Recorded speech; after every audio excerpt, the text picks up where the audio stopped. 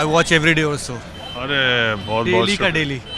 Sir हम तो आपको देखते थे डेली, बहुत ही बढ़िया, आपका बहुत अच्छा लगता है। अरे यार हमको कम देखो, इंडो यूएस डील देखे कि नहीं, आज भारत अमेरिका का जो डील हुआ सर, कुछ इस पता? बारे में तो हमें नॉलेज नहीं है, लेकिन अब बजट के बारे में तो बहुत ही अच्छा बजट रहा है। सेंट्रल गवर्नमेंट में अच्छा बजट पेश किया निर्मला सीतारमण ने सभी वर्गों के लिए। बैंकों का भी रिटर्न में भी अभी 2026 में कह दिया कि इनकम टैक्स लागू करेंगे, और बहुत ही अच्छा बजट है। ये अभी भारत अमेरिका डील के बारे में आपको नहीं, ये नॉलेज नहीं सर। अच्छा, बजट में क्या अच्छा लगा? बजट में यही लगा कि सभी वर्गों को लेकर बजट पेश किया गया है। क्या है उसमें? सभी वर्गों को कौन चीज? हाँ जी, सभी वर्गों को क्या मिला? क्या उसमें यह है कि इनकम टैक्स में भी अभी कुछ वो जो पिछले साल का वही लागू है अभी, और अप्रैल 26 वो इनकम टैक्स लागू किया जाएगा। और रेलवे में वंदे मातरम ट्रेनों का भी वो ऐलान किया गया, चलाई जाएंगी। तो ये सब कुछ है। वंदे मातरम? हाँ, वंदे भारत, सॉरी, वंदे भारत ट्रेन।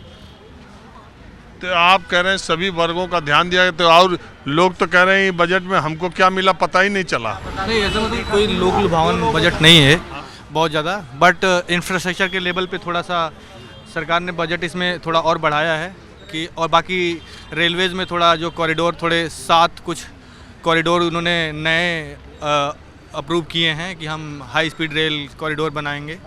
अब वो लॉन्ग टर्म के लिए है, इंफ्रास्ट्रक्चर के लिए है। बाकी ऐसे देखा जाए इनकम टैक्स में कोई छूट आई है नहीं है। यूएस डील के बारे में वो इंडो यूएस डील कल रात में न्यूज़ आई है उसकी कि 50% से 18% पे कर दिया। बट प्रीवियसली क्या होता था, 2-3% पे होता था इसका, जब हमारा ये टैरिफ नहीं लगा था इस पर। तो उसके हिसाब से तो महंगा है, बट 50% तो थोड़ा सस्ता ही अभी जो हुई है। बट अभी इंडियन गवर्नमेंट की तरफ से आना है कि उसके जैसे एग्रीकल्चर में क्या किया है कि नहीं किया, उसको हमारे डेयरी फार्म्स को वगैरह के बारे में कुछ सोचा है कि नहीं सोचा है। इंडियन गवर्नमेंट ने अभी क्लैरिफाई नहीं किया है। बाकी उधर से तो डोनाल्ड ट्रंप ने जो बोलना था वो तो बोलते ही रहते हैं, वो चीज़ है। उनकी बात को ज़्यादा सीरियसली उनकी बात में क्या हो, तो डेली का डेली कुछ ना कुछ ऐसा कि टीवी पे दिखना उनका होता है कि आज कुछ बोल दूं, ऐसा इस तरह से है। कभी ईरान को ले गए, कभी इधर ले गए, कभी इंडिया को ले गए, कभी चाइना। तो वो तो उनका बात पे भरोसा कोई बहुत कर नहीं सकता। आप भी कुछ बोलना चाहते हैं? मैं तो कहूँगा कि नरेंद्र मोदी जी जैसे प्रधानमंत्री, बस तीसरे अर्थव्यवस्था आ गई भारत, बस यही मैं समझता हूँ। मैं तो आपको राजीव रंजन जी हैं, न्यूज़ 24 में देखता हूँ। अरे हमारा छोड़ो, इंडो यूएस डील के बारे में बताओ, मालूम चला? यूएस डील तो चल ही रहा है सर, और क्या डील चल रहा है, मालूम है कि नहीं, ये बता दो। मालूम तो है सर, पर मेरा ये कहना है कि नहीं, अमेरिका के सामने मोदी जी नहीं झुके, बस ये सबसे बड़ा एकदम है प्लान। अमेरिका अपने आप को, अमेरिका को झुकाए कि नहीं? हाँ झुका। कैसे? अमेरिका, क्योंकि उनके सर टैरिफ जो लगाया सर, टैरिफ पे नहीं झुके मोदी जी। टैरिफ क्या है? टैरिफ का मतलब जानते हो? सर टैरिफ जो लगाते हैं सर, क्या? टैरिफ जैसे यहाँ से इंडिया से जो सामान जाता है, हाँ। वहाँ पे टैरिफ महंगा हो जाता है, इसलिए कैसे? जैसे 50% टैरिफ, पहले 50%। जानते हो कि नहीं टैरिफ का मतलब क्या है? टैरिफ तो सर टैक्स जो लगाते हैं, टैक्स किस चीज़ पे लगता है? 50% का क्या मतलब? 50% सर यही जो सामान में ज़्यादा दाम उसका हो जाएगा।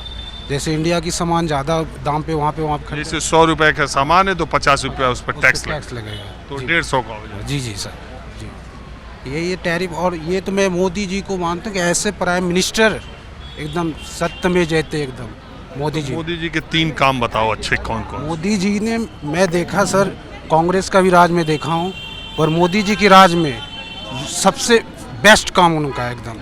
3 काम उनके सबसे अच्छे, उनके राज के कौन से हैं?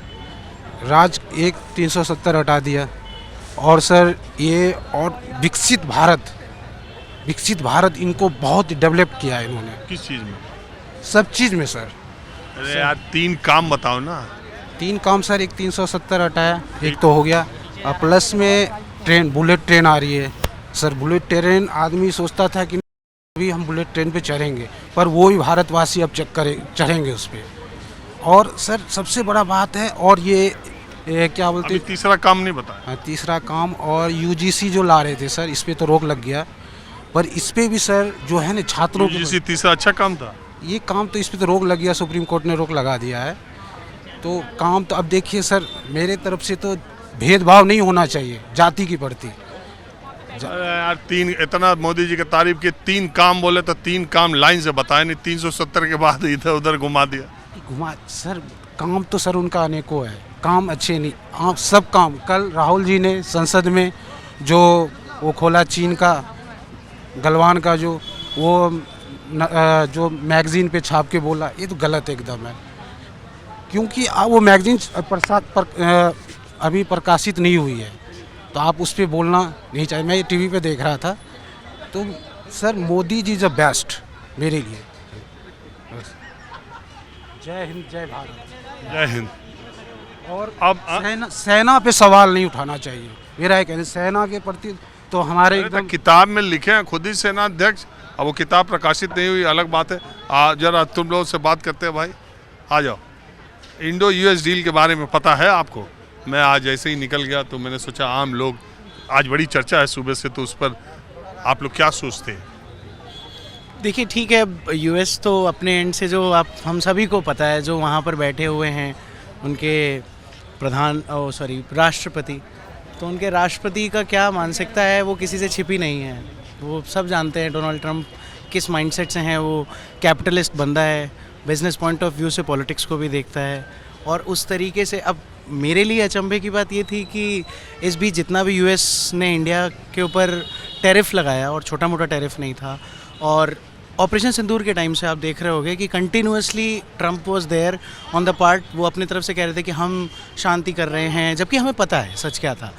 मतलब हमारे प्रधान सेवक को पता है सच क्या था, उन्हें पता है प्रधानमंत्री को क्या सच है। और हमारे जो बहुत अच्छे विदेश मंत्री हैं जिन्हें कहा जाता है, मतलब he is an IAS officer, he has been an IFS officer, पढ़ लिख के वहाँ पहुँचे, उन्हें भी पता है क्या सच है। लेकिन उसके बावजूद भी हम अपनी बात नहीं कह रहे हैं, उसके बावजूद भी हमारे प्रधान सेवक जो हैं वो बच रहे हैं कहने से, जस्ट बिकॉज क्योंकि 2016 में कैंपेनिंग के लिए गए थे तो वहाँ पे अगली बार ट्रंप सरकार बोल दिया था। तो शायद वो एक उधारी है जो चुकाई जा रही है और चुकाई नहीं जा पा रही है।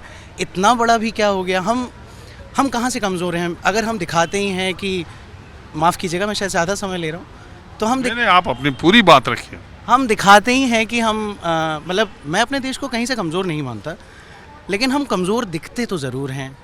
हमें बात ये भी तो है कि हम अपनी देश के प्रधानमंत्री, अपनी देश के सरकार की बात पर भरोसा न करके, ट्रंप जो दुनिया में इतनी बार कह चुका, जो नोबेल कमेटी को लेटर लिख सकता है अमेरिका का राष्ट्रपति कि मुझे क्यों नहीं दे रहे हो, और जो नोबेल पुरस्कार पाई वो ले जाके दे रही है कि साहब आपको चाहिए तो ले लीजिए। मैंने जब वो खबर तो ये जो पराकाष्ठा, अमेरिकी राष्ट्रपति नहीं वैसे भी ये जो पराकाष्ठा पे पहुंच चुके हैं डोनाल्ड ट्रंप, उनकी किस बात पर यकीन करें, किस बात पर न करें। तो ऐसे में भारत के बारे में अब मुझे बहुत कम जानकारी है, लेकिन जब तक ये डील सामने नहीं आती मुझे इस बात का कतई भरोसा नहीं है जो वो कह रहे हैं कि पूरा कृषि क्षेत्र कृषि उत्पाद के लिए भारत ने खोलने का। मुझे नहीं इस बात का भरोसा है। दूसरी बात ये भी, क्योंकि अब पता नहीं ऐसे मौके से मैं यहाँ मिल गया हूँ, मैं यहाँ पे किसी को ठेस नहीं पहुँचाना चाहता, क्योंकि सबकी अपनी मतलब संवेदनाएं जुड़ गई हैं अब राजनीति से। हमेशा राजनीति एक ऐसा पक्ष रहा है जहाँ पे विवेचना होनी चाहिए, आप समझें, आप समझ के डिसीजन लें, लेकिन अब लोगों की संवेदनाएं जुड़ गई तो कुछ भी कहने से भी डर लगता है। लेकिन कल की पार्लियामेंट जो डिबेट थी आपने देखी होगी, कल किस तरीके का माहौल था पार्लियामेंट डिबेट में। मैं मानता हूँ एक प्रोटोकॉल है, जिस प्रोटोकॉल के तहत स्पीकर एक मतलब पीठासीन स्पीकर हैं, उनका काम है मॉडरेट करना, लेकिन अगर कोई तथ्य पेश किया जा रहा है तो उस तथ्य को, क्योंकि वो तथ्य में समय मेरा खत्म हो गया, बहुत माजरत के साथ, माफ़ी के साथ, माहौल क्या है, हमें बस आज इतना ही।